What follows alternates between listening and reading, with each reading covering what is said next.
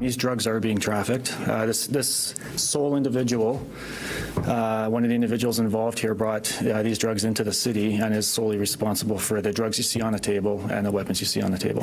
What started as a social media post about a gun results in a massive drug bust. More than 100 charges have been filed against 4 locals after an investigation by the Winnipeg Police Services Guns and Gangs Unit. As a result, the investigation became a drugs and weapons search, and over $1.5 million worth of illegal drugs were seized, along with $150,000 in cash and multiple firearms. On August 19th, the Guns and Gangs Unit, with the assistance of organized crime, Firearms Investigation and Enforcement Unit, as well as the Tactical Support Team, executed 3 warrants throughout the city.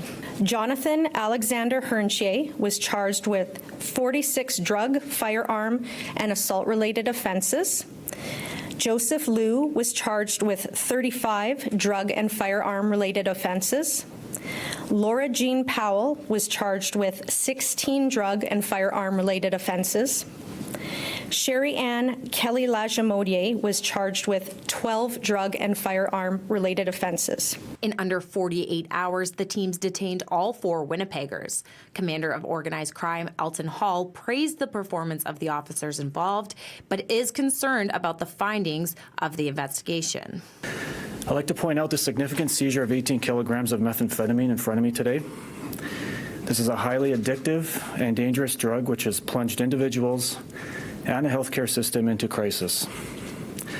A recent 2020 study conducted by the University of Manitoba indicates there is a 7-fold increase in emergency room visits because of methamphetamine. The case is currently before the courts, and while Commander Hall couldn't say exactly, the amount of paraphernalia seized is something suspicious. I won't comment if this individual is involved in a gang or not involved in a gang.